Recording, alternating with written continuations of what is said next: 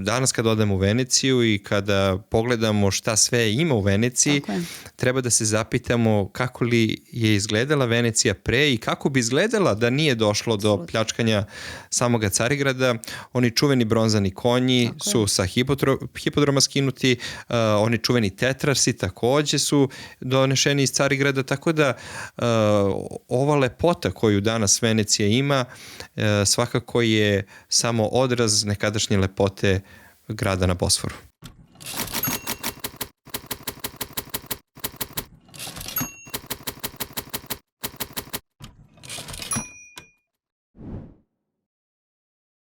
U ovoj epizodi razgovaramo o jednom od najznačajnijih događaja u istoriji čovečanstva. Pričamo o najkontraverznijem događaju srednjevekovne istorije, o tome kako je Zapad izdao Istok. Razgovaramo o Četvrtom krstaškom ratu.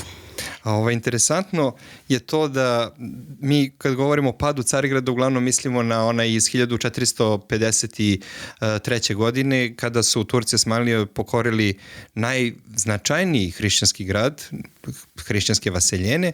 Međutim, ono što je prethodilo tome svemu i što je zapravo pravi pad Carigrada i nakon čega se Rimsko carstvo ili ti Istočno Rimsko carstvo ili ti Vizantija nikad nisu oporavili je zapravo taj pad iz 1204. godine u tom takozvanom Četvrtom krstaškom ratu, jer on zapravo za cilj je imao proterivanje muslimana iz sve te zemlje, a znamo da se završio time što su Romeji proterani iz svog grada. Tako je, da. Zato bi bilo dobro da priču o Četvrtom krstaškom ratu počnemo od trećeg, da nešto kažemo o završetku tog rata. Dakle, on je završen neuspešno, iako su neki učesnici tog rata tvrdili da je bilo suprotno.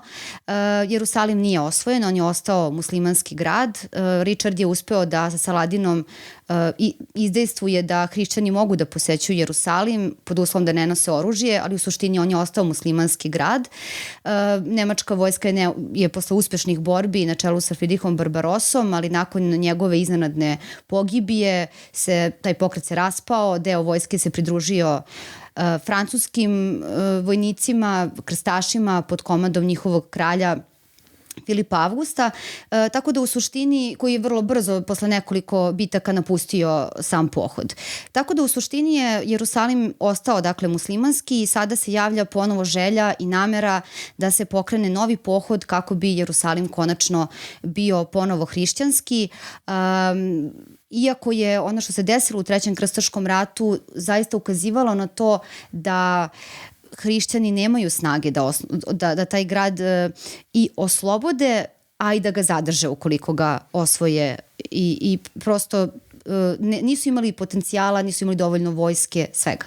Nemačka je nakon Trećeg krstaškog rata bila najznačajnija evropska sila i planirala je novi krstaški pohod na svetu zemlju.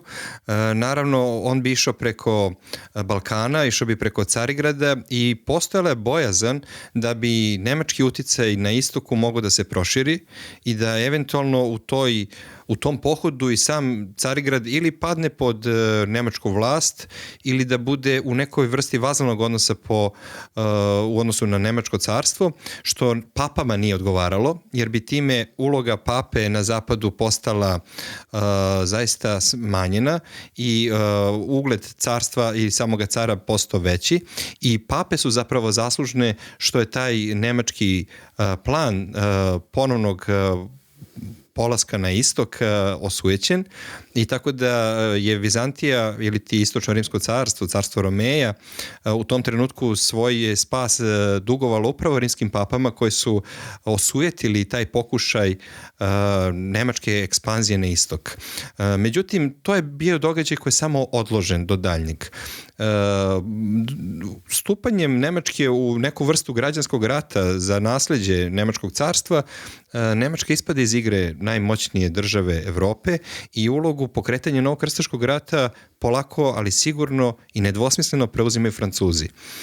Međutim, novi papa Inoćentije III, iako je u najboljim godinama čovek, oko 40 godina života je imao tada, je trudio se da pokrene krstašku vojnu, on nije naišao na dobar odziv kod vladara srednjovekovne Evrope, ali je naišao na odziv kod plemića koji su bili željni pljačke, koji su bili željni avanture i koji su smatrali da je to jedinstvena prilika za njih u njihovom životu, u njihovom veku, da se ostvare kao moćnici nekada u prvom krstaškom ratu. Upravo zato je Papa Inocentije ipak uspeo da okupi krstašku vojsku koju je toliko želeo, ali ona je daleko bila ispod onog broja kome se on nadao. Ipak je odziv bio daleko manji, ali je svakako predstavljao pretnju po one gde su ti krstaši trebali da prođu.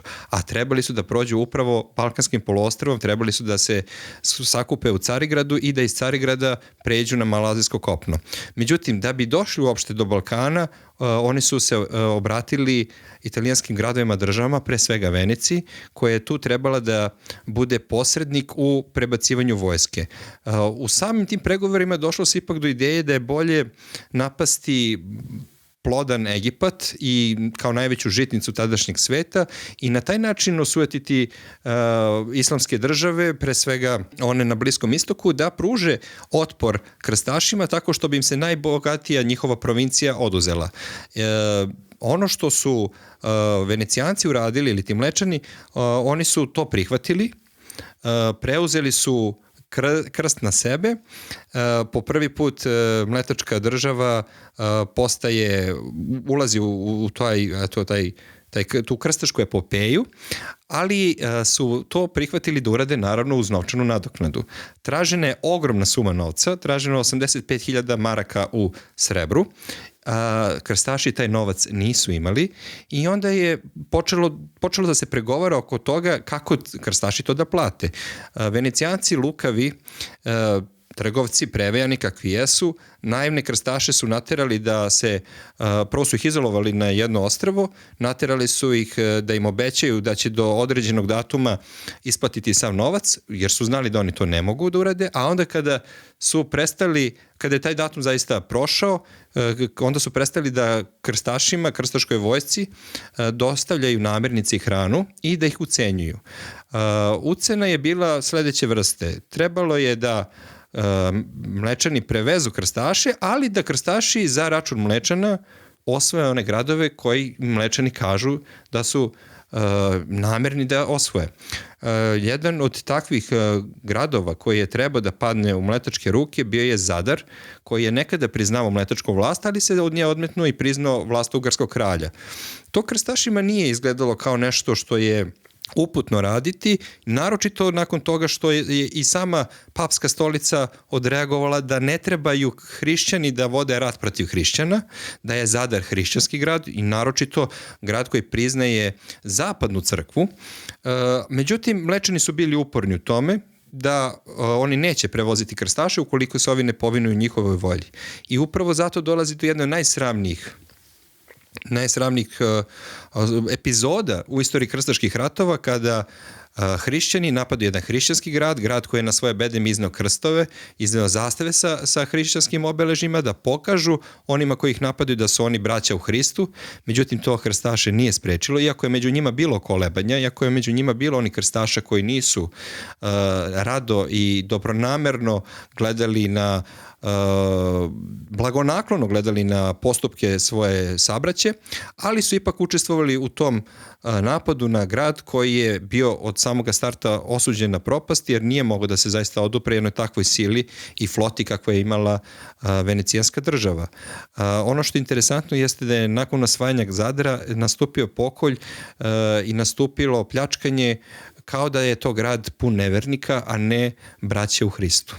Vratila bi se malo i zadržala na ličnosti Pape Inocentija III, čoveka koji je vodio pre svega tu svetovnu politiku, bavio se dakle politikom, manje se bavio duhovnim stvarima, duhovnim ispravnostima crkve i tako dalje.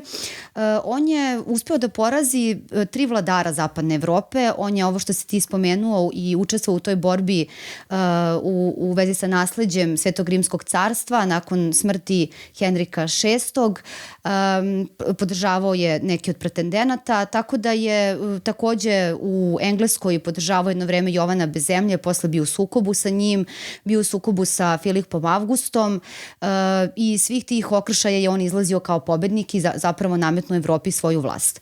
Uopšte je poznato da je crkva bila izuzetno bogata i pre Inoćentija III, ali 13. vek je bio zaista vrhunac moći crkve u svakom smislu, pre svega u tome da su njihove riznice zaista bile prepune, da su oni bili bogatiji od svih vladara zajedno i njihovi prihodi dolazili su njima su zapravo vladari bili vazali, oni su njima plaćali godišnji danak, Petrov novčić takozvani, imali su ogromne imanja, čitave gradove, carine i tako dalje, ti svi prihodi išli su u rimokatoličku crkvu.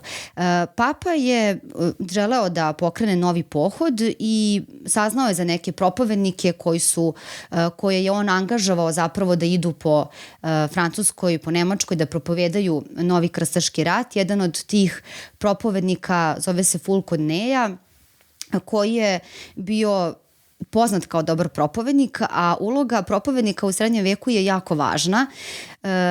To je interesantno spomenuti.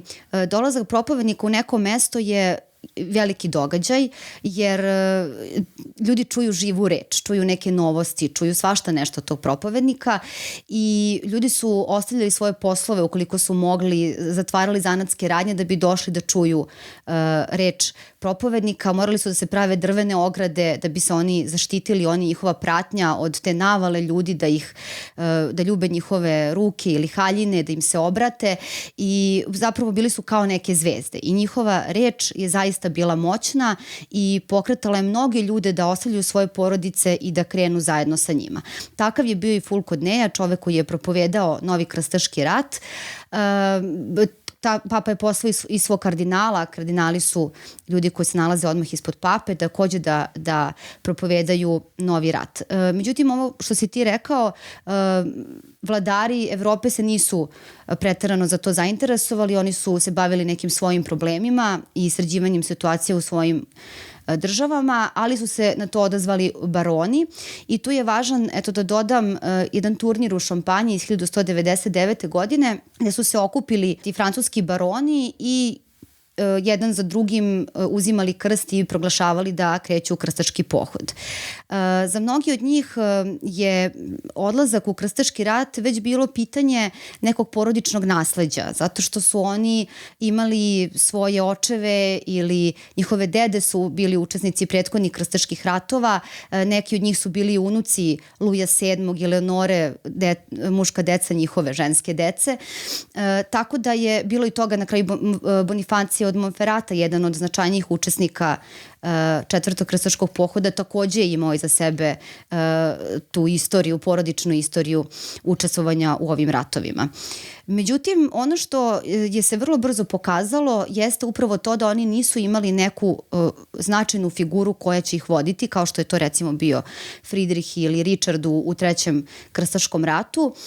Oni su bili potpuno, prvo ih je bilo malo, ovo što si ti rekao, drugo bili su potpuno nesnađeni, van bilo kakvog rešenja kako krenuti, kako to obezbediti, kako platiti. Oni su se okupljali na svaka 2 meseca tokom 1200. godine te naredne godine kako bi većali o svim tim važnim pitanjima. Inače, okupljali su se u šumi Compiègne. Ona je ljubiteljima istorije dobro poznata iz Prvog i Drugog svetskog rata, kada su sklapana primirja posle 1940. godine i kapitulacija Francuske. Sada se u toj istoj šumi su se okupljali ovi francuski baroni i razgovarali o pokretanju novog pohoda. I ovo što si ti rekao, oni odlučuju da se obrate Veneciji.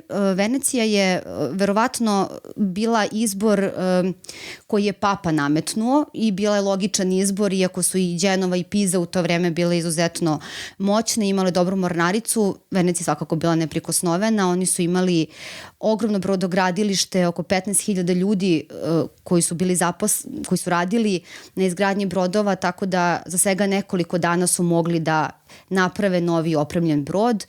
I kada su krstaši došli i obratili im se za pomoć, odnosno da ih angažuju, da ih prevezu na istok, oni su obustavili sve i fokusirali se na izgradnju brodova, što samo pokazuje koliko su Venecijanci prepoznali taj trenutak i koliko su prepoznali da treba da iskoriste krstaše. Ti si spomenuo da krstaši nisu imali taj novac koji je Venecija tražila. Treba spomenuti da oni nisu imali ni polovinu tog novca. Znači oni su i za avans čak se zadužili, tako da sad kada su došli u situaciju da oni nemaju novce dalje da plate, i ovo što si ti rekao, Venecijanci su ih izolovali na jedno ostrvo. Inače, Venecija se sastoji od 100 i nešto ostrva, gde su im rekli da neće im dopremati ni namirnice, ni vodu, ni tako dalje. I onda su krstaši sami rekli, dobro, već smo dali neki novac, a da nam se ne isplati da od svega toga odustanemo. Venecijanci opet sagradili su ogromnu flotu, isplovilo je na kraju oko 300 brodova. Nikom se nije zapravo odustajanje isplatilo i na kraju su onda krstaši pristali, ne svi, to je isto važno spomenuti, neki su se vratili, neki su nekim drugim sredstvima i putevima otišli ka Siriji, tako da se taj pohod već u samom startu rasuo, ali eto, deo vojske krenuo je na čelu sa Enricom Dandolom, venecijanskim duždem, koji je tada imao oko 90 godina, bio je pogotovo za to vreme u izuzetnim godinama, verovatno tada već slep, da li usled starosti ili neke ranije povrede, koja čak moguće se desila baš u Vizantiji, ali nije to do kraja dokazano, tako da u svakom slučaju fizički onako snažan, ali eto slep, stavio se na čelo tog pohoda. I inače Venecija je interesantna, ona ne pamti baš neka velika imena u političkom smislu, zato što ona jeste bila republika, nije bila demokratska, jer se dobro znalo koje porodice mogu da uđu u veliko veće. Međutim, eto, Enrico Dandolo je jedan od duždeva koji su sigurno poznati i ovaj događaj ga je definitivno proslavio, jer uloga dužda je bila, možemo da je poredimo recimo sa ulogom engleske kraljevske porodice, znači više kao onako... Danas. Hvala što si mi to dopunio, da razjasnimo. Danas, naravno, znači više to neka simbolična uloga, ali Enrico Dandolo je ipak bio ličnost koja je predvodila ovaj veliki događaj, stavio se na čelo svega ovoga. I ja bih samo još dodala, da ne bih zaboravila, posle treba reći na početku, da je ovaj događaj, s obzirom da jeste, kako sam ga i najavila, jedan od najvećih događaja u istoriji čovečanstva, je dobro pokriven istorijskim izvorima i čovek koga treba svakako pomenuti jeste Geoffroy Villehardouin. On je ostavio zapise, on je bio učesnik Četvrtog krstaškog rata, on je učestvovao u poslanstvima, inače je bio i kod Enrika Dandola da pregovara upravo o ovim sredstvima za prevoz. Tako da je on ostavio jedan izveštaj o svemu ovome, želeći na prvom mestu da opravda sve ovo i da nas ubedi u neophodnost svega ovoga što će se desiti i u opravdanost naravno, ali je bitno što i sa druge strane imamo istorijske izvore, imamo Nikitu Honijata na prvom mestu, jednog grčkog patriotu koji zapravo nam govori sve ono što prećutkuje Geoffroy Villehardouin kao jedan latinski zapadni izvor koji naravno bira kako priča i šta priča s razlogom.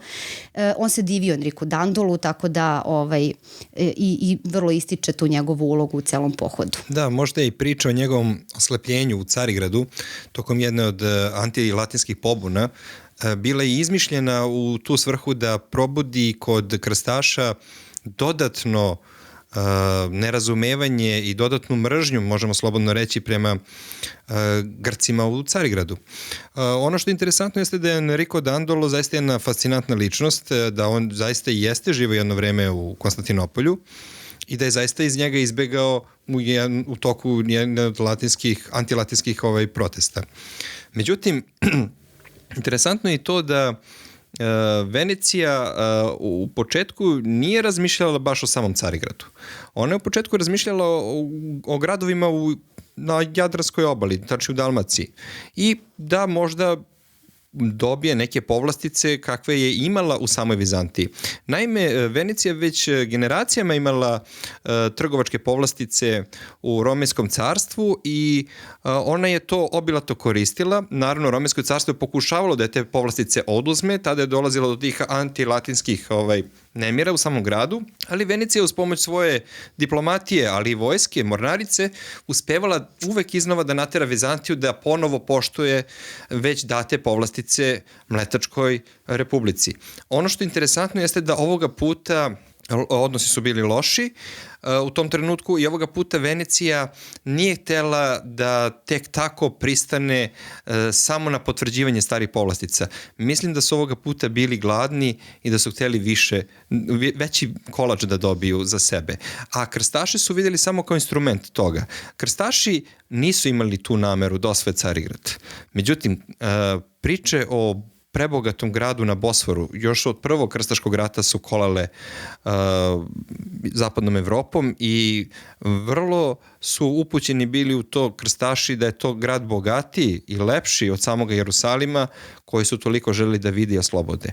Tako da sigurno da je postojala želja da se barem vidi bogatstvo toga grada, a ako bi postojao i način da se ono uzme, to bi zaista bila fenomenalna stvar. Međutim, gradski bedemi koje je još car Teodosije izgradio su bili ti koji su ulivali strahopoštovanje svakoga ko bi pomislio da osvoji grad koji je branila Bogorodica. To je ono što je zapravo kočilo sve vojske do Četvrtog krstaškog rata. Od Četvrtog krstaškog rata, od tog osvajanja, ako možemo tako da kažemo da je ono bilo samo plod krstaške snage, ne, ono je bilo i u velikoj meri rezultat slabosti Romejskog carstva, od tada je jasno svakome da je svaki grad moguće osvojiti. I upravo će taj događaj zapravo biti prekretnica u istoriji Romejske države i upravo od tog momenta Romejska država će postati drugorazredna sila. Ona će se obnoviti nakon 60 godina, ali nikada više u punom sjaju, nikada više kao prvorazredna sila, nego kao neki bolesnik prebolesnika na Bosforu. I postaće predmet otimanja lokalnih sila kao što su Bugarsko carstvo, Srpska kraljevina koja će kasnije prerasti u Srpsko carstvo pod Dušanom i naravno tu je čuveni Osmanov emirat koji će prerasti u najmoćniju državu kasnije toga doba, to je čuveno Osmansko carstvo. Da, dobro je što si spomenuo prvi krstaški rat, zato što je on pokazao Zapadu da je vojno moćniji od Vizantije i to je bio jako važan trenutak i za ovaj četvrti i za zapravo trenutak kada će oni da krenu konačno taj grad. Njima je dobar pokazatelj bio to što su Vizantinci davno izgubili Jerusalim, još u 7. veku, i od tad nisu uspeli da ga povrate i njihove borbe sa muslimanima su se završavale nekad ovako, nekad onako, ali u suštini nisu uspevali da odnesu nikakvu odlučujuću pobedu. Vizantija je, ono što je bio njen problem i što je naravno urušavalo njenu moć vremenom, jeste što ona neprestano ratovala i najčešće je ratovala na dva fronta i sve to naravno uticalo na to da njena moć pada, pa ima neke uspone za vreme nekih uspešnijih vladara i tako dalje. Međutim, prvi krstaški rat i osvajanje Jerusalima su krstašima pokazali upravo to, da oni mogu da osvoje da su oni moćniji od tog carstva, od tog grada kome se toliko dive, koji je za njih pojam svega raskošnog, blistavog i tako dalje, o kome svi maštaju na kraju krajeva. Vizantinci su znali to. Nisu oni naravno do kraja mogli da da nekako baš shvate koje su namere krstaša, iako jedan, sad ne mogu da se setim koji je vizantijski pisac, ali on je napisao upravo to da on zna da su ti krstaški ratovi, da su zapravo borbe protiv muslimana bile samo izgovor, a da je cilj zapada bio u samom startu, da je u samom startu cilj krstaša bilo Romejsko carstvo. Tu je isto važno razumeti, mi danas njih nazivamo krstaškim ratovima. Naravno da ih tako ljudi tadašnji nisu nazivali. Da se preseli jednog krstaša i pitali ga jesi li ti krstaš, on ne bi znao o čemu govorimo. Oni su sebe nazivali hodočasnicima uglavnom. Zašto to kažem? Bitno je zato što ono što mi danas nazivamo krstaškim ratovima i taj koncept koji uzimamo da i nazivamo ih tako, to nije tada postojalo. Hoću da kažem, ni Vizantincima onda nije bilo jasno oni su i normanske napade na svoju teritoriju, na svoje gradove, smatrali nekom vrstom krstaških ratova. Pogotovo imajući u vidu da je iza svega toga stajao papa i da je uglavnom papa podržavao sve te normanske napade i onda su oni stalno bili u strahu od te moći rimokatoličke crkve, jer ona je nekako bila u suprotnosti sa onim što je bila crkva u Vizantiji, u smislu da je ona nije bila ta duhovna snaga koja je bila u službi mira, nego suprotno od toga je pokretala ratove, kao što je pokrenula i prvi krstaški rat. Uloga Urbana II. Je bila ključna. Zapravo uloga papa se svela na ulogu rimskih careva. Tako je. Oni su sebe doživljavali kao rimske careve na zapadu i tu je problem sa nemačkim carevima. Tako je. I zbog toga je došlo do tog sukoba oko carstva i papstva koje ima prednost i koje je zapravo pravi Hristov namestnik na zemlji. Da, upravo to. Tako da je i uopšte važno je i spomenuti kakav je bio, sad kad smo se već dotakli toga, kakav je bio taj odnos zapada uopšte prema Vizantiji i obrnuto. Vizantinci su sa jedne strane bili prilično onako nadmeni, imali su taj stav da su oni, mislim da si ti to isto malo pre rekao, da oni polažu neprikosnoveno pravo da budu gospodari hrišćanske vaseljene, odnosno njihov car, da su ovi na zapadu varvari i tako dalje.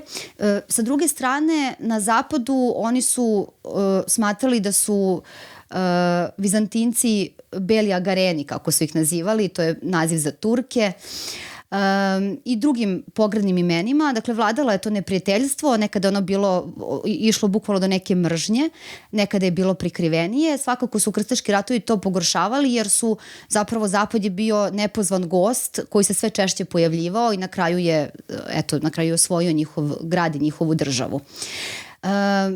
Takođe je jedan solunski mitropolit u 12. veku napisao da Latini smatraju da svet nije dovoljno veliki za njih i za nas. Što govori o toj svesti koliko su oni zaista znali to. Nisu možda pretpostavili da će se jedan od krstaških pohoda završiti u Carigradu, ali su strahovali. I malo pre sam spomenula taj jedan od normanskih napada na vizantijsku teritoriju za vreme Roberta Gviskarda. U tu su bili uključili i Venecijanci. Oni su u nekim periodima bili na strani Vizantije, nekada protiv. U ovom periodu su, pošto si ti malo prespomenuo te privilegije, pa se na to nadovezujem, pomagali su Vizantiji u borbi protiv Normana i onda im je tada Aleksije I Komnin 1082. godine dao te brojne povlastice u Carigradu, čime je zapravo postavio temelj njihovoj privrednoj moći na istoku. Jer Veneciju zanima istok, to je važno naglasiti. Njih zanima Carigrad, njih zanima Crno more, njih ne zanima Evropa, zapadna Evropa, u smislu da oni se bave trgovinom, njih zanima novac, ne zanima ih zemlja i oni su bukvalno mi rođe u svakoj čorbi gde mogu da unaprede svoju trgovinu i da zarade. A istok je bogatiji od zapada. A istok je bogatiji od zapada, upravo to. I malo pre kad smo rekli da krstaši nisu imali novca da plate Veneciju. Bilo je tu bogatih grofova, barona koji su imali svoje bogatstvo u zemlji, ali Veneciju to ne interesuje. Prosto u Veneciji je važna trgovina. Ono što su mrzeli u zapadnoj Evropi, oni su smatrali da je baviti se trgovinom nešto što je ispod časti jednog plemića. U Veneciji i hrišćanina, tako je, jedino rudarstvo bilo prihvatljivo. a u Veneciji su najugledniji ljudi bili, najuglednije plemićke porodice su se bavile trgovinom. Tako da tu je bila ta neka razlika, znači Venecija je potpuno usmerena na istok u tom smislu, da na tome bazira svoju moć i to je Enrico Dandolo naravno znao i on je video u uništenju Vizantije način da se uzdigne Venecija, da stvori veliko carstvo, da stvori veliku imperiju od Venecije i u tome će i uspeti, obezbedit će sigurno za naredna 2 veka to Veneciji, ne u smislu da će Carigrad toliko zadržati, oni su naravno posle pola veka je Vizantijsko carstvo obnovljeno, ali sva ova ostrva i sve ono što su dobili, pričat ćemo kasnije o tome, to je zadržano mnogo duže. Da, to je ta razlika između tog plemstva na selu, da tako kažemo ruralnog plemstva, koje ima svoj imetak u zemlji, i tog gradskog plemstva koje je bilo u tim velikim gradskim centrima, trgovačkim centrima kao što je Venecija, ali eto u manjoj meri kao što je to bilo i u Dubrovniku, u Dubrovačkoj republici. Dakle, to je taj tip plemstva i taj tip plemstva je bio zainteresovan za trgovinu i za, naravno, lihvarstvo, bankarstvo i sve ono što ide uz to. Oni su znali da krstaši ne mogu da plate taj novac. Oni su to vrlo dobro znali. Da. I oni su samo u stvari čekali da krstaši to priznaju i da se obavežu zakletvom da će ratovati u njihovu korist. Međutim, jedan deo krstaša zaista je bio nezadovoljan time. On je napustio nakon osvajanja Zadra krstašku vojsku, ali to nije pokolebalo Enrika Dandola da nastavi dalje. Kao kec ne danest došao je građanski rat u Vizantiji, to jest problemi oko toga ko će biti romejski car, i ta situacija nesređena u samoj Vizantiji je zapravo pogodovala krstaškom osvajanju samoga grada. Krstaši su prvo došli kao neko ko je trebao da posreduje u tom građanskom ratu. Međutim, kada ni druga strana koju su oni doveli na vlast nije bila u stanju da isplati ono što je obećala, a oni su znali da oni to ne mogu da isplate, jer su znali da su i decenijama pre toga sami romejski carevi otvarali carske grobnice, uzimali carski nakit da bi namirili Venecijance. Oni su odlično znali preko svojih špijuna kakva je situacija u samom Carigradu. Onda su oni odlučili da eto imaju apsolutno moralno pravo, bez obzira što ih papa opominje da to ne rade, da uzmu za sebe najlepši od svih plenova, da uzmu tu zlatnu jabuku i da je zagrizu. Kada je Zadar osvojen, oni su uzeli u tom gradu sve ono što je izlazilo na more, a unutrašnjost grada su ostavili krstašima. Tako su podelili. Tako da je francuski deo pripao, Francuzima je pripao deo okrenut ka kopnu, a onaj deo okrenut ka moru pripao je Venecijancima. Isto tako, osvajanjem Carigrada Venecijanci traže za sebe svoju četvrt.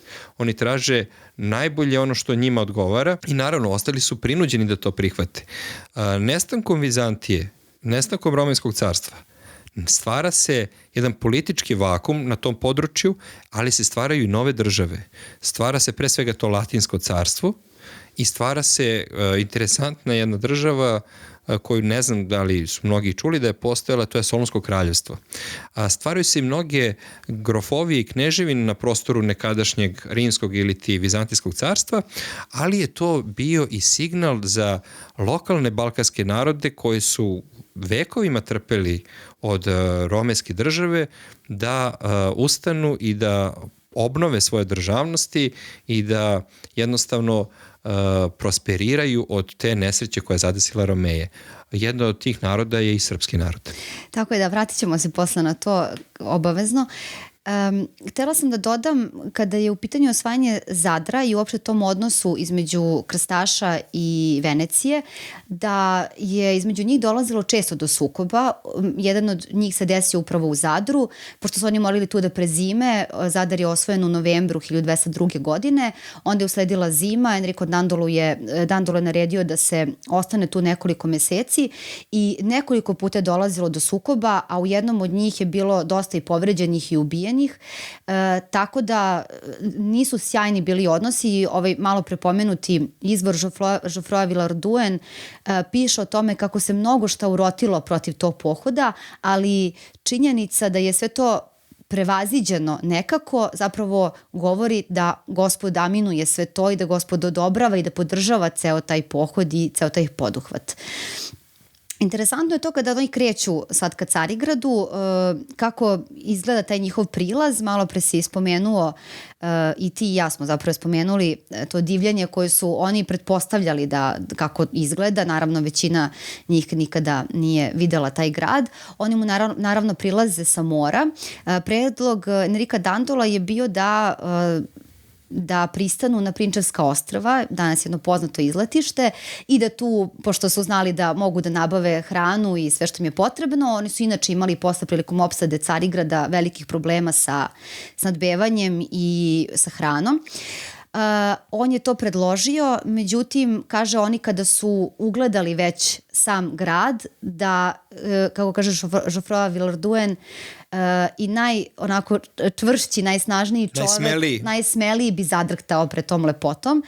I veličinom, apsolutno. Jer na zapadu ne postoji ništa tako. Tako je, apsolutno. I ako nisu pomišljali da ga osvoje, sigurno im se tada javila ta želja da bi to moglo da bude njihov plen, da bi to moglo da bude predmet njihove pljačke, da bi to moglo da bude njihovo. Ali to nisu mogli da urade na juriš. Tako je. Tu su morali da budu lukavi i da čekaju svoj trenutak. Tako je. I naravno, ovo im je, što si ti spomenuo, došlo zaista kao poručeno. Dolazak Aleksija, on će kasnije postati Aleksije IV, još u Zadar je došao. On se u stvari obratio Filipu Švapskom.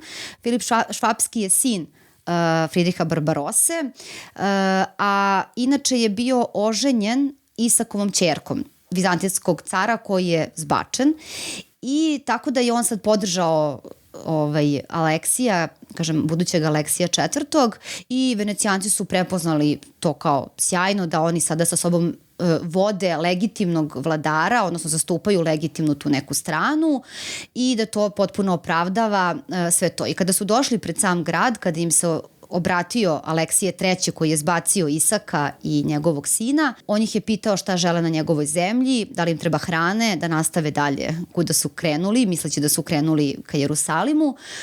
Oni su rekli da oni nisu na njegovoj zemlji, da je on nezakonito oduzeo zemlju vizantijskom caru i da oni zastupaju njegove interese i da neće otići odatle. U principu, ako želiš da se povučeš, u redu, ako ne želiš, teško tebi. Čime zapravo je to bila zaista otvorena pretnja. Aleksije III bio čovek onako negativna jedna ličnost, rekli bismo, bez neke velike hrabrosti. On je vrlo brzo se pokupio i sebe i blago koje je mogao da skupi i nestao iz grada. A borbu, i u tom trenutku Venecijanci postavljaju na vlast Isaka, vraćaju na vlast i njegovog sina koji je tražio od njih pomoć.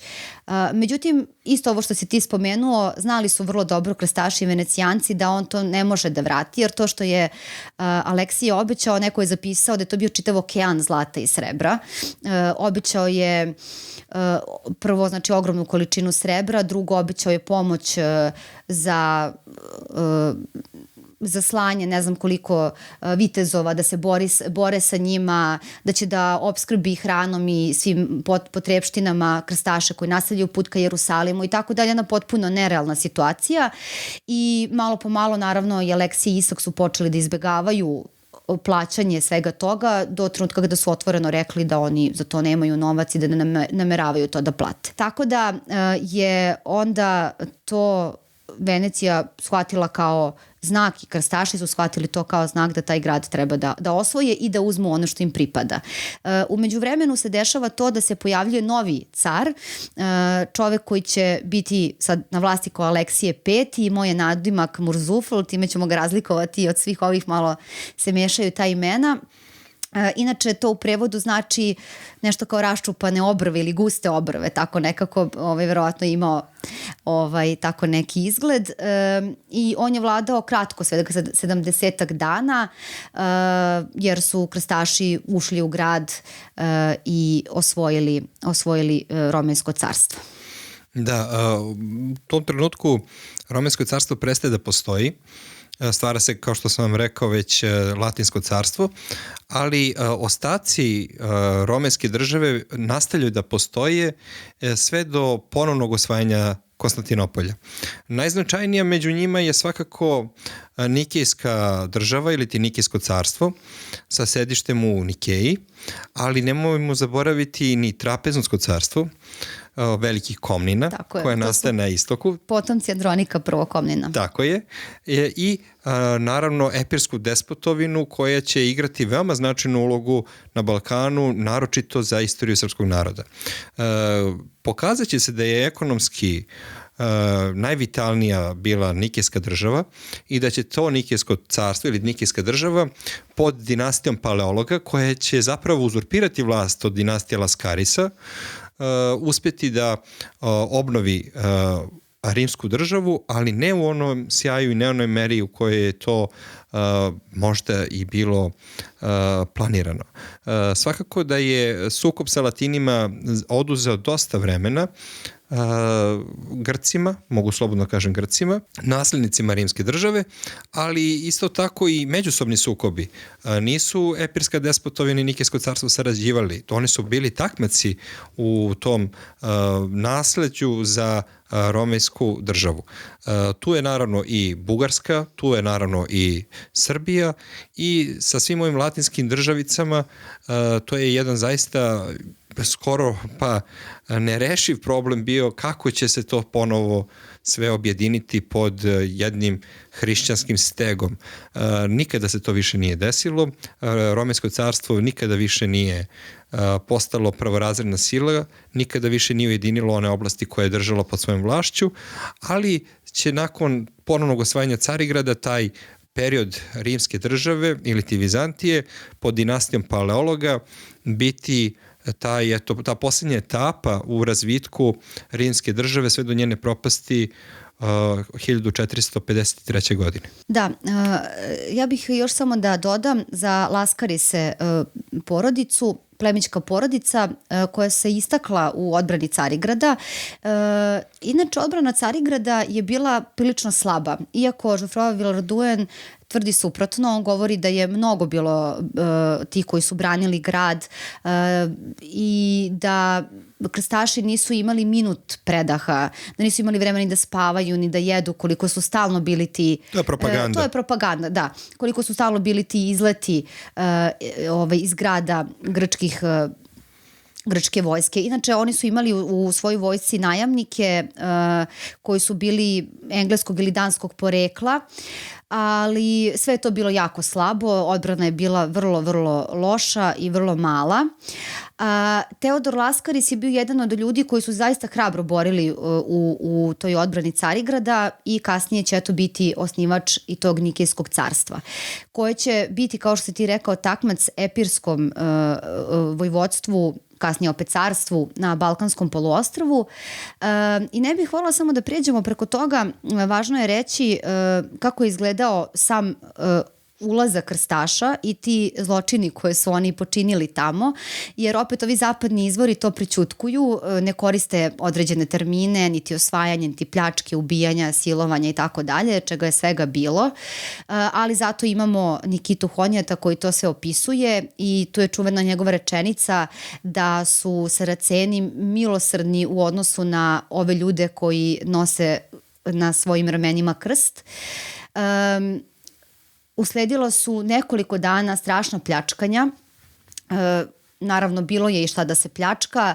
Sami Vizantinci su se svojevremeno hvalili kako je u njihovom gradu se nalazi 2/3 svetskog bogatstva ili da u 40 najbogatijih gradova nema toliko bogatstva kao što se nalazi tu. Tako da paljene su kuće, žene su silovane, sve je gorelo.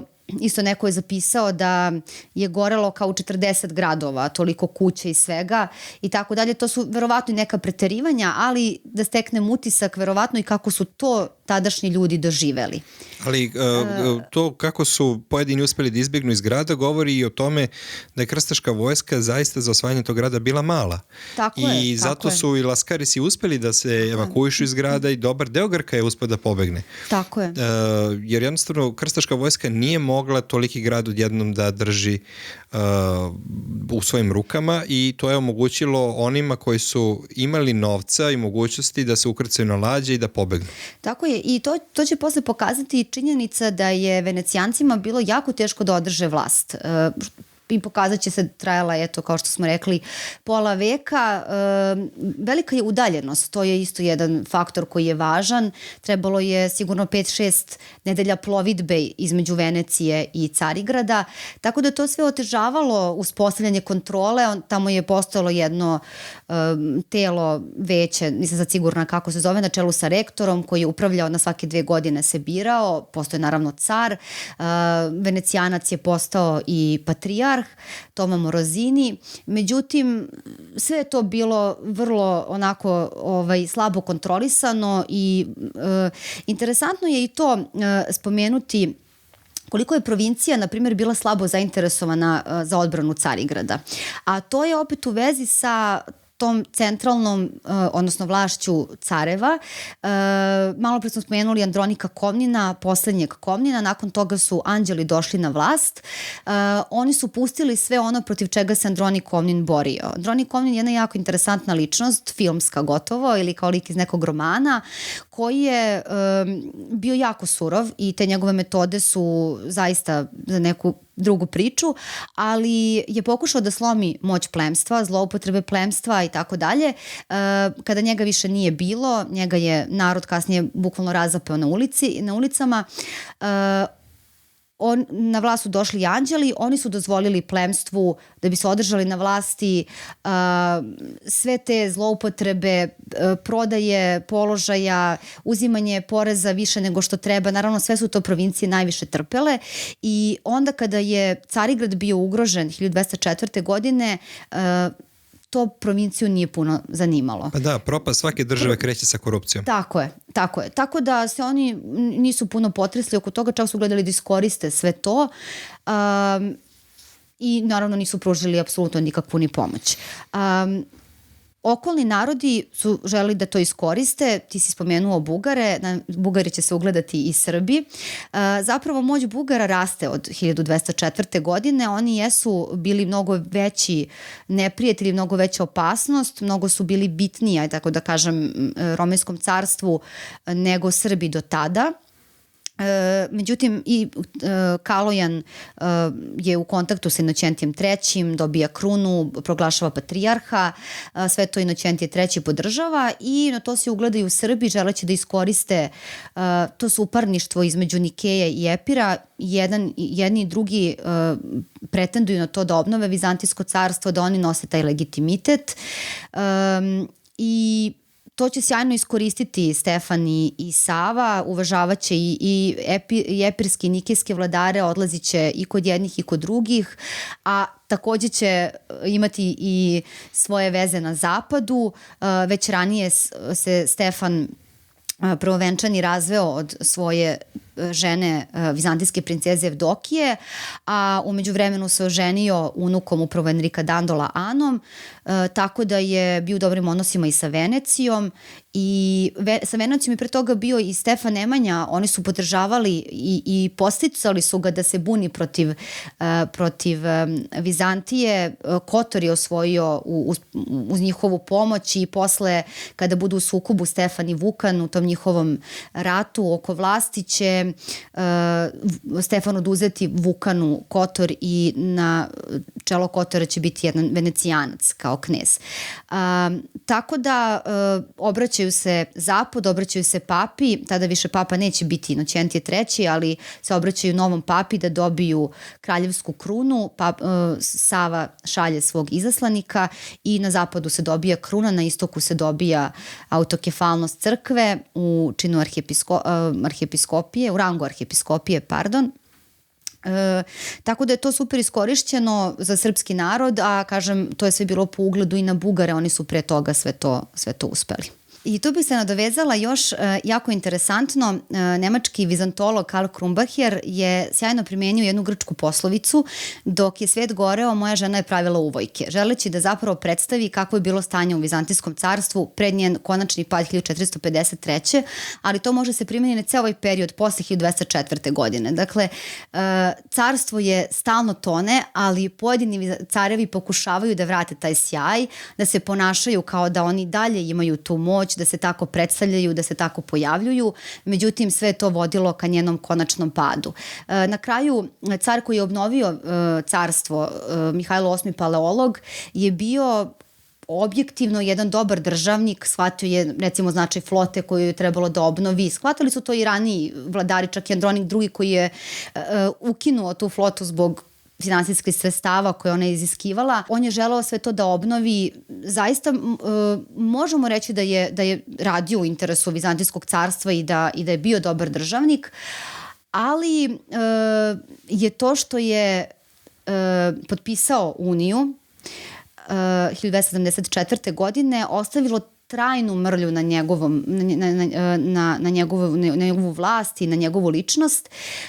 On je, kažu da je jedino gore od fizičke smrti zaborav i njega su potpuno želeli da zaborave, da se ne spominje uopšte u liturgijama. Na Svetoj gori se do današnjeg dana njegovo ime ne spominje.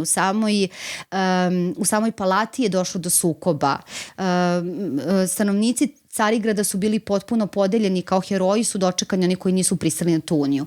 Što samo svedoči o tome koliko, iako je to možda politički potez bio poželjan, dobar, možda neophodan, kako to Mihajlo VIII video, da se sklopi unija sa Rimom, da je Grcima to bilo nedopustivo. Jer ta šizma koja se desila, to zvuči raskol, zvuči onako moćno, ta 1054. godina da je to kao podelilo crkvu hrišćansku na rimokatoličku i pravoslavnu, taj događaj je zapravo prošao prilično neopaženo. To vidimo i po našoj nacionalnoj istoriji. Vidimo da tu nema nekako velike razlike. To ćete kasnije, upravo na ovaj događaj će uticati na to da se i Sveti Sava i kasnije Nemanjić opredele za istočnu crkvu, ali u ovom periodu to nije bilo toliko jasno, iako ona zvanično naravno jeste podeljena, ali 1204. će zapravo stvoriti taj jaz da više Romeji ne žele ništa sa Zapadom, ne žele nikakvu uniju, a to je ono što su pape želele. I ti si negde na početku možda rekao da Inokentije III ne želi pad, uništenje Carigrada, kao što nije želeo ni osvajanje Zadra, to je kao hrišćanski grad, njemu nije u interesu uništenje Vizantije, njemu je u interesu da Vizantija prizna njegovu primat, da ona bude pod njegovom duhovnom vlašću, a ne njen pad ili njeno osvajanje. Što znači politička vlast. Što znači naravno i politička vlast, ali ne njen nestanak u tom smislu. Tako da, eto, sa tim sam htela da... Ali Mihajlo VIII Paleolog je imao i još jedan problem, još jednu mrlju, a to je oslepljenje sina Teodora Laskarisa kao legitimnog cara i naslednika svoga oca, što mu patrijarh nikada nije oprostio i upravo to bezočno ponašanje prema legitimnom mladom careviću, caru, je zapravo bila jedna od glavnih mrlja koju je sad ovo potpisivanje unije, to je priznavanje papskog autoriteta, dodatno produbilo. Međutim, sami paleolozi će do kraja postojanja Vizantije ili ti romejske države koketirati sa Zapadom, nudit će se uvek za tu uniju i uvek će nailaziti kod plemstva, sveštenstva, ali i slobodnog građanstva na veliki otpor. Tako da je čuvena i ona da je draže videti turski turban u samom carskom gradu nego latinsku mitru. Tako, i to je rekao čovek koji je na kraju stradao od Turaka, to je bio Luka Notares. On je inače imao velike, sjajne veze i u Veneciji i u drugim italijanskim gradovima.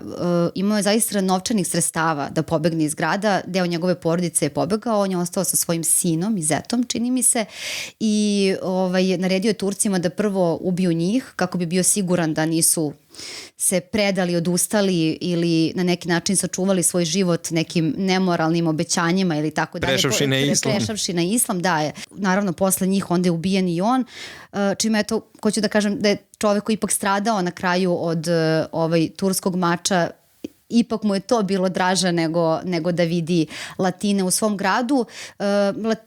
Grcima je, to si ti isto negde spomenuo, samo da dopunim, zaista bilo mrsko da gledaju Veneciju, Venecijance, uopšte Latine u svom gradu, jer su oni na to gledali kao da oni njima uzimaju njihove prihode, jer Venecija je zaista koristila, kao što sam malo pre spomenula, ratovanje Vizantije sa nekim drugim da im pomognu da dobiju neke povlastice. Oni su bili oslobođeni svih carina, oni su kupovali to, znali su da Vizantiji treba novac, tako da su oni za vrlo sitne pare dobijali sve to, znači te povlastice, a Carigrad je od toga živeo, od tih pristaništa kada se brodovi usidre, od tih carina, od svega toga. Venecijanci su bili oslobođeni, tako da... To je grad sa najboljim geostrateškim položajem na svetu i dan danas. Tako da ne čudi što je on bio zaista jedan veliki trgovački centar, a Venecijanci su to iskoristili slabo samoga carstva da jednostavno te povlastice koje bi sam Carigrad kao takav imao, oni uzmu za sebe. Danas kada odemo u Veneciju i kada pogledamo šta sve ima u Veneciji, treba da se zapitamo kako li je izgledala Venecija pre i kako bi izgledala da nije došlo do pljačkanja samoga Carigrada. Oni čuveni bronzani konji su sa hipodroma skinuti, oni čuveni tetrarsi takođe su donešeni iz Carigrada, tako da ova lepota koju danas Venecija ima svakako je samo odraz nekadašnje lepote grada na Bosforu. Tako je. A sa druge strane, Carigrad je mnogo stradao, tada se mozaici mnogo ređe prave, prosto bilo je preskupo, palate nikada nisu obnovljene, tako da... Ili su obnovljene u nekom malom obimu. Tako je, ili u nekom malom obimu i ne u takvom sjaju kao što su nekada bile. I naravno demografski apsolutno se nikada od ovog pada nisu oporavili.